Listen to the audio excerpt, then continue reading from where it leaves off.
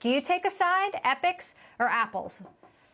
Oh, well, put me right on the spot. Well, so first of all, Apple, Google, Epic, I mean, these are all incredible companies that have done tremendous things for the gaming ecosystem, the esports ecosystem. One thing I will say about Epic is they've always championed the independent game developer and gamer, kind of the little guy. It's actually in their DNA. It's just part of their core values. And so I do understand them following through with that fight. I would say this, they're great companies. I think they'll figure it out. I think we've all now realized that the gaming revenue pie is massive and there's plenty of revenue to be shared. It's a big pie. So I'm sure they'll find an answer. There's plenty of revenue to be shared, but then there's also the question of what's fair and what's not fair. I mean, do you think charging 30% rent, if you will, is fair?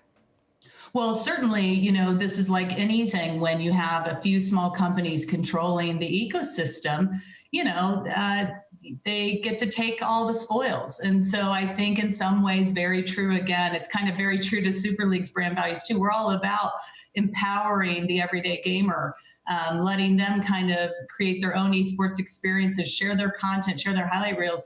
Epic is all about doing that same kind of democratization. And I think what it will create is a more fair marketplace through their actions. That said, Epic is a fairly large company as well, and most folks play Fortnite on a PC, right? Not on mobile. Do you think this will actually have a big impact on users? I mean, who does this actually hurt? Yeah, it's a good question because the thing that they did so well with that Fortnite launch is they introduced it cross-platform. And by making it super accessible to the more casual gamer, to a teenage girl who maybe would hesitate, doesn't necessarily play on PC, they really widen the net. And that's why they just got so much user adoption. So I do think that certainly the people who want to compete and play more aggressively need to level up into bigger hardware. But, it is important. Mobile gaming is now becoming just as competitive as the hardcore kind of, desktop rig-based competitions, depending on the genre of game. And so it does hurt the everyday casual competitor if there isn't an easy way for them to continue to engage in the game. Meantime, gaming, the industry has been booming with everyone sheltering in place. So for the folks who want it, you can imagine they might sense a little bit of desperation if they can't get it. Your platform has skyrocketed in popularity. Super League has seen 700% growth. Talk to us about the trends that you're seeing in the middle of, quarantines scattered across the United States. Yeah, I mean, certainly, we were already seeing pretty significant audience and registered player growth last year. Never in our wildest dreams would we imagine that we would do 700% of last year's full year's views as impressions in just the first 7 months of the year. So for us, our real opportunity here, we're a micro-cap company, and so this is our chance to really show that with this explosive growth and engagement, we can start to turn that into monetizable ad inventory, and we can start driving sponsor and advertising revenues against it, begin to monetize the player themselves, just like the game publishers do so well with those in-game transactions. And so this is kind of a real breakout year for us. And, often investors say to me, so what happens when they find a cure for the pandemic? What happens? And I'm like, look, sure. We'll all probably be so excited to get outside that we'll kind of rush out and kind of want to do all those things we haven't been able to do for some time. But the fact of the matter is, I've said it on your program before, gaming pre-COVID was already bigger than TV and 3 times the size of the film box office. So it was already in place that it was the dominant form of entertainment for Gen Z and millennials, and that's not going to change. And so we're capturing this surge of engagement, and I don't think we're going to have a problem maintaining it post the pandemic. Meantime, you're working to make gaming more productive, launching a partnership today with the Singleton Foundation for Financial Literacy and Entrepreneurship to launch a first-of-its-kind video game that sort of combines fun with entrepreneurial skills, developing entrepreneurial skills that you might need to start your own thing. Tell us about that. Yeah, I mean, this is so near and dear to my heart because, I spent about 18 years in large companies. I was an executive at BP for several years. Then I made this wild jump into entrepreneurship.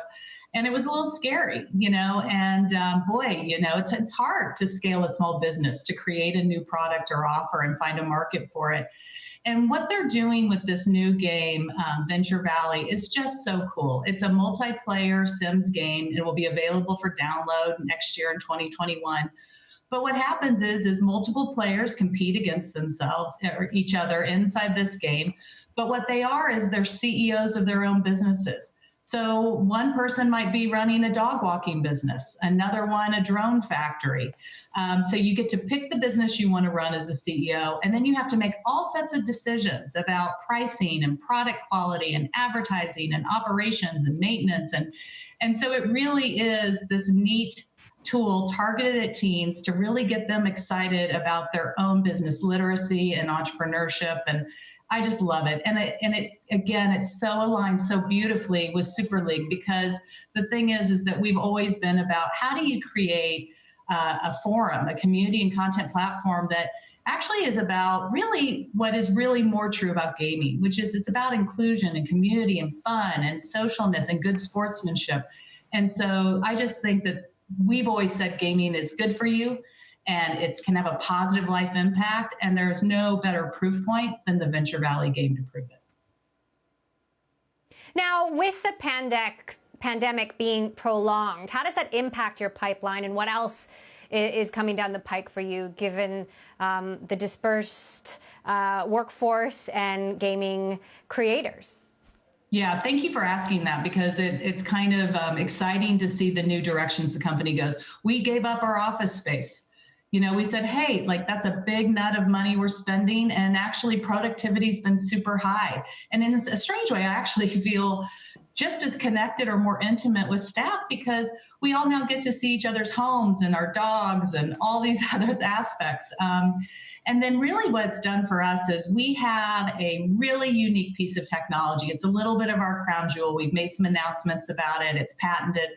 And it's a unique way that because we had to create it for ourselves, to run dispersed esports competitions and create cool live digital broadcasts of it, we created this great 100% virtual remote content studio.